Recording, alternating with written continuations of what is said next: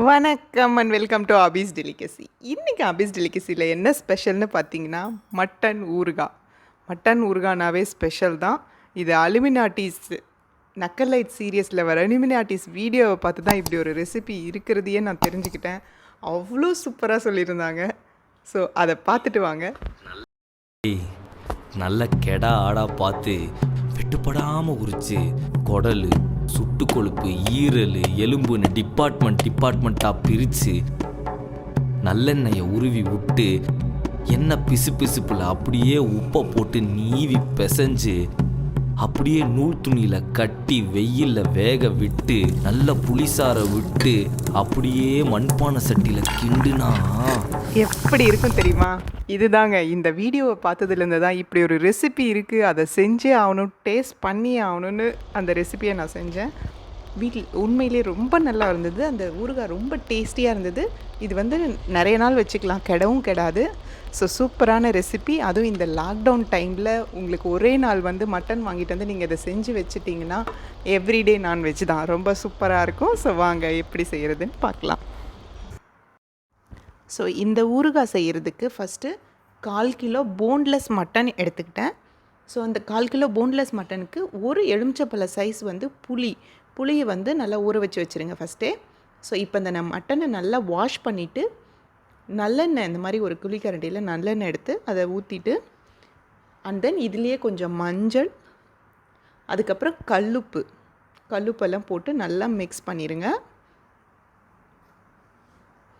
இப்போ இதை நல்லா மிக்ஸ் பண்ணிவிட்டு இதை ஒரு மணி நேரம் அப்படியே வச்சிடலாம். ஸோ உங்களுக்கு வெயிலில் வைக்கிற ஆப்ஷன் இருந்துச்சுன்னா நீங்கள் வெயில்லையே 1 மணி நேரம் வச்சு எடுத்திங்கன்னா ரொம்ப நல்லாயிருக்கும். ஸோ இப்போ இது நல்லா மேரினேட் பண்ணியாச்சு. இப்போ இந்த மட்டன் எடுத்து நம்ம ஒரு மணி நேரம் வச்சிடலாம்.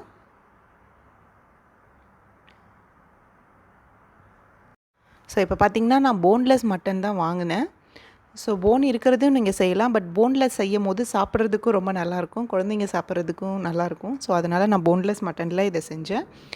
ஸோ இது நல்லா 1 மணி நேரத்துக்கு அப்புறம் நான் வந்து சட்டியில் தான் இந்த ஊறுகாவை செஞ்சேன். ஸோ சட்டியில் ஆட் பண்ணிக்கலாம். இதை நம்ம எண்ணெய், மஞ்சள் எல்லாம் போட்டிருக்கிறதுனால நான் அப்படியே ஆட் பண்ணிக்கிட்டேன். அதுக்கப்புறம் நம்ம ஊற வச்சு இந்த புளியும் இந்த மாதிரி கரைச்சி ஆட் பண்ணிக்கலாம். ஸோ இப்போ இந்த புளி தண்ணியிலேயே வந்து இந்த மட்டன் வந்து நல்லா வேகும். ஸோ இந்த டைமில் வந்து நான் ஒரு 4 பல் பூண்டு எடுத்து இடித்து அதை வந்து ஆட் பண்ணிக்கிறேன். நல்லா இதை இடித்து மசிச்சிருங்க. ஸோ இப்போ வந்து இதை எடுத்து நம்ம வந்து மட்டனோட ஆட் பண்ணிக்கலாம்.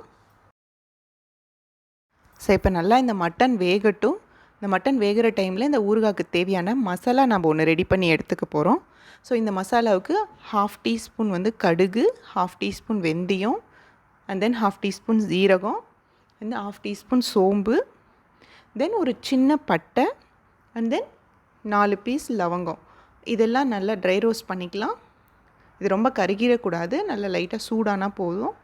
நல்லா வாசம் வர ஸ்டார்ட் ஆகும். அந்த டைமில் ஆஃப் பண்ணிவிட்டு அடுப்பை நல்லா கூலாக விட்டுருங்க. ஸோ இப்போ நல்லா மட்டன் வெந்துட்டுருக்கு. ஸோ இந்த மசாலாலாம் கூலானதுக்கப்புறம் இதை நல்லா ஃபைனாக பவுடர் பண்ணி எடுத்துக்கலாம். நல்லா ஃபைனாக பவுடர் பண்ணி எடுத்துக்கோங்க. இந்த மசாலா ஊறுகாய்க்கு ரொம்பவே நல்லாயிருக்கும்.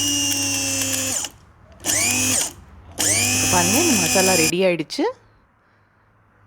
இப்போ பாருங்கள் நம்ம மட்டன் எந்த அளவுக்கு வெந்திருக்குன்னு. பாதி தண்ணி வந்து உறிஞ்சிருச்சு. இந்த ஸ்டேஜில் மட்டன் நல்லா வெந்திருக்கும்.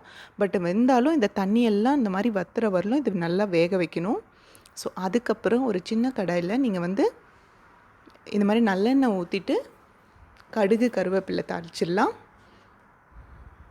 அண்ட் தென் கொஞ்சம் இதில் வரமிளகாயும் போட்டு நல்லா தாளித்து எடுத்துக்கலாம்.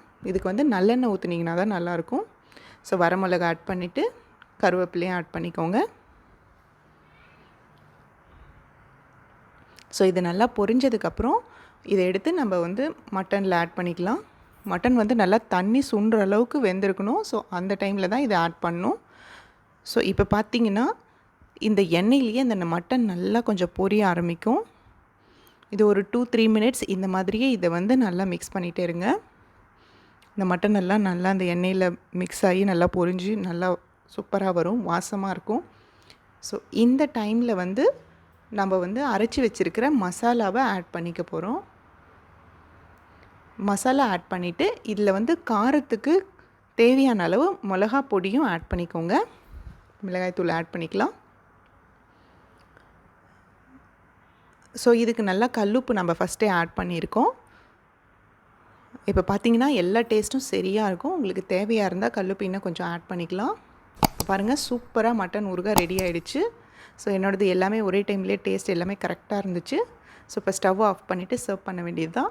இந்த மட்டன் ஊறுகாய் கிடவே கிடாது, ரொம்ப டேஸ்டியாக இருக்கும். உங்கள் வீட்லேயும் செஞ்சு பாருங்கள்.